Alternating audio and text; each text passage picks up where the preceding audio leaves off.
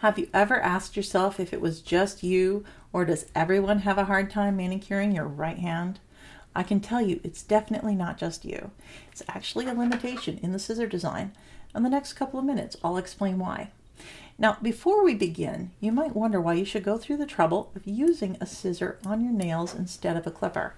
Well, that's because scissors are actually the healthiest option for cutting your nails.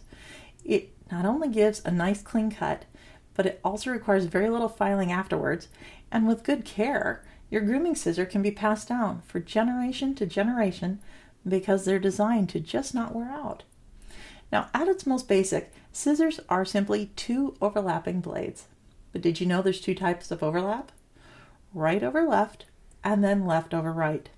Now, knowing which is important because using the wrong type will create a blade gap that can actually hurt your nails. So how do you tell? Hold any scissor point up and open it slightly. The loops are your reference for right and left. Whichever blade is on top tells you the type of scissor. In this case, right loop blade on top means this is a right-handed scissor. For this one, left loop blade on top means it's a left-handed scissor. So hold a right-handed scissor in your right hand and take a good close look at what that hand is doing. The thumb presses on this side. The fingers pull slightly on this side.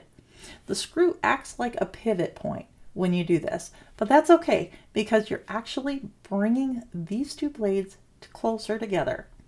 Blades that don't have a gap provide a nice clean cut.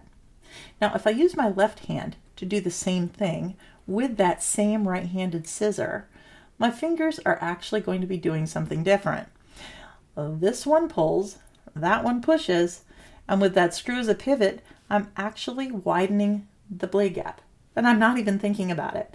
That's probably going to bend my nail instead of cutting it, and that's going to hurt. Now, a left-handed scissor would solve that problem. But what if you don't have one? Well, you'll have to use an alternate grip. And an alternate grip is where you flip the scissor blades down 180 degrees like that. I'll do it a little bit slower for you. 180 degrees, flip it down. Okay, as you can imagine, this is not the most comfortable grip, but it does work, and it makes sure that those blades are not separated when you're cutting. An alternate grip isn't the only solution to this problem, though. You can use an ambidextrous tool like a clipper, or even these Nissors. Nissors are neat. They're actually an all-purpose hybrid tool. They have a scissor-type overlapping blade paired with the nipper-style palm-type grip. Because the palm grip only requires a squeeze, there's no pushing or pulling to worry about. You can use these Nissors equally well in either hand. So don't neglect your better half. Save them from the gap. Use right-handed scissors in the right hand, left-handed scissors in the left, or get something like this that's ambidextrous with scissor blades and plier handles like these Nissors. How do you cut your nails? We'd love to hear your thoughts. Share a funny video, and if it makes us laugh, we'll share it on Facebook and send you some goodies. I'll put details down below. Now, don't forget to check out our other videos if you'd like to know more information about customizing a set, choosing the right tools, caring for your kit, or why oil is so important.